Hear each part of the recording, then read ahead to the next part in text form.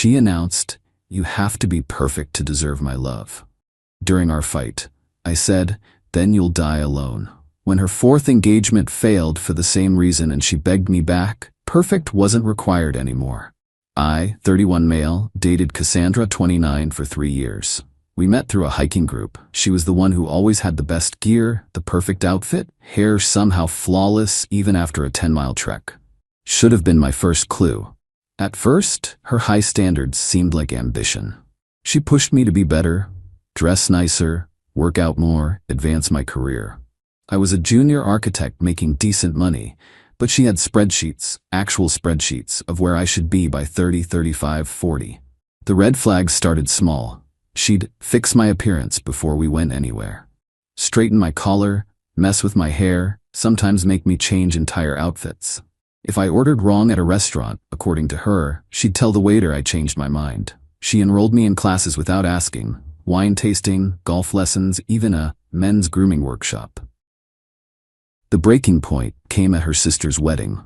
Beautiful venue, probably cost more than my annual salary. Cassandra was maid of honor, I was her +1. During photos, the photographer asked me to step in for a few shots. Normal couple stuff. Cassandra pulled me aside after. "Your smile was weird in those photos." "What?" "Too much gum showing. We practiced this, now they're ruined." "Cass, they took like 300 photos, and you probably ruined 50 of them with that smile."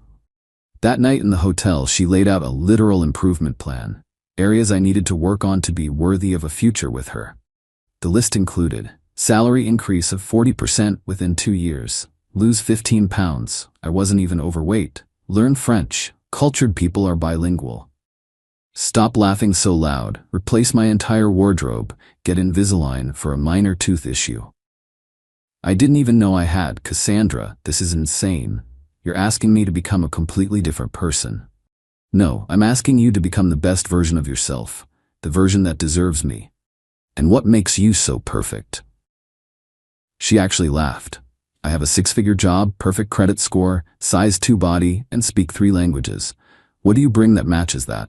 "I don't know, maybe genuine feelings, actual love?" "Love isn't enough. You have to be perfect to deserve my love." I stared at her for a long moment. Then I said it, "Then you'll die alone." She kicked me out of the hotel room. I drove 3 hours home at 2 a.m. The next morning my phone exploded. Texts from her, her friends, her mom. How dare I embarrass her at her sister's wedding? We fought in private, but okay. How I was throwing away the best thing that ever happened to me. How no one else would push me to improve like she did. I blocked them all, packed up her stuff from my apartment, left it with her doorman. Done. The mutual friends chose sides. Most chose hers. She was more fun at parties, had better connections, threw better events. Fine by me. I kept the real ones. Here's where it gets interesting. About 8 months later, I run into her sister Melanie at a coffee shop. We chat awkwardly, then she drops this bomb. "Did you hear? Cassandra's engaged." My stomach dropped for a second. Then Melanie added, "To a surgeon. He's exactly what she always wanted." Good for her, I thought. Maybe she found her perfect match. Narrator. She did not find her perfect match. Update 1. Wasn't planning to update, but the universe has a sense of humor. So remember Cassandra's engagement to the surgeon? Lasted 4 months. 4 months. I found out through Melanie again. We'd become weird coffee friends bonding over Cassandra trauma. Apparently, Dr. Perfect had some flaws. He worked 80-hour weeks. How dare he prioritize saving lives over dinner dates? His car was only a BMW 3 Series, not a 7. He refused to get veneers because his teeth were healthy. The final straw? He wanted to vacation in Colorado instead of the Maldives. Cassandra gave him an ultimatum. Choose her standards or choose his career. He chose his career. Smart man. But wait, there's more. Within 3 months she was engaged again. This time to a hedge fund guy. Melanie showed me his Instagram. Dude looked like he stepped out of a luxury watch ad. Perfect on paper. This one lasted longer. 6 whole months. Wanna guess why it ended? He wanted a prenup. Cassandra lost it. How dare he protect his assets? Didn't he trust her? If he really loved her, he'd risk everything. She demanded he prove his love by not getting a prenup. He got the prenup anyway. And a new fiancé, apparently. By this point, Cassandra's reputation was, let's say, evolving. The friend group started noticing patterns. 2 broken engagements in a year raises eyebrows, but she spun it well. She was just unwilling to settle for less than she deserved. Meanwhile, my life was pretty good. Got promoted to senior architect, started dating a teacher named Grace, who thinks my loud laugh is charming and couldn't care less about my investment portfolio. We adopted a rescue dog who sheds everywhere, and Cassandra would have hated him. Life was simple and good. Then 3 months ago, the messages started. First, just views on my LinkedIn. Then she followed my architecture firm's Instagram. Then came the text from a number I didn't recognize. "Hi, it's me. I know you probably don't want to hear from me, but I wanted to say I've been doing a lot of thinking. Coffee?" I didn't respond. A week later, "I saw your firm won that Sustainable Design Award. I always knew you had potential." Didn't respond. 2 weeks later, "I miss us." I showed Grace. She laughed. "Does she think you're just waiting around pining for her?"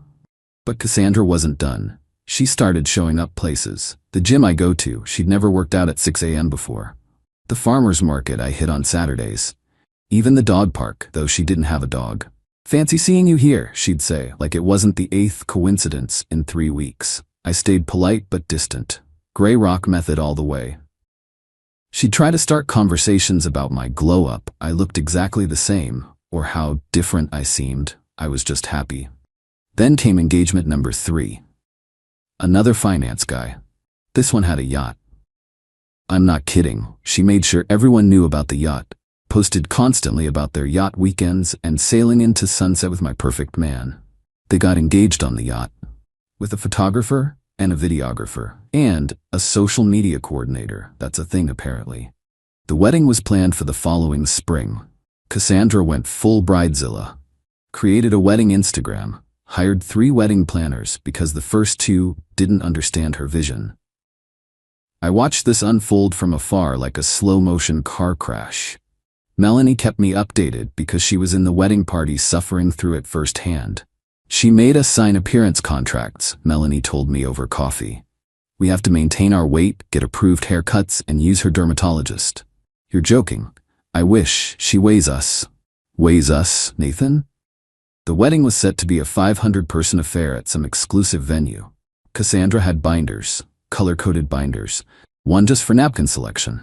Then, 2 months before the wedding, it all imploded. Yacht Guy's ex-girlfriend posted some receipts on TikTok. Turns out he wasn't quite as single as he claimed when he met Cassandra. In fact, he was engaged when he and Cassandra started dating. The scandal was messy. Cassandra tried to play victim, but the ex had screenshots. Cassandra knew. She'd actively pursued him because he was engaged to someone beneath his potential. The engagement ended. The wedding was canceled. The deposits were lost. And Cassandra? She learned nothing. Update 2. The 4th engagement just ended. I can't even pretend to be surprised anymore. This time, it was a tech entrepreneur. Met him at some exclusive dating app launch party. Yes, that's a thing. He checked all her boxes. Under 35, with a net worth over $10 million, 6-pack abs and perfect teeth. Spoke 4 languages, donated to all the right charities. They dated for exactly 2 months before getting engaged. Why the rush? Because Cassandra was now 30 and her life plan said married by 30, first kid by 32. Melanie was exhausted. She's lost her mind, Nathan. She made him take a genetic test to make sure their kids would be tall. What? I'm serious. She wanted to ensure optimal offspring. This engagement lasted 1 month. 1 month. Ended when Tech Bro discovered Cassandra had hired a private investigator to verify his net worth and had been in contact with a fertility specialist about embryo selection before they even set a wedding date. But here's where it gets truly unhinged. The day after Tech Bro ended it, I get a call from an unknown number. It's Cassandra. Crying. "Nathan?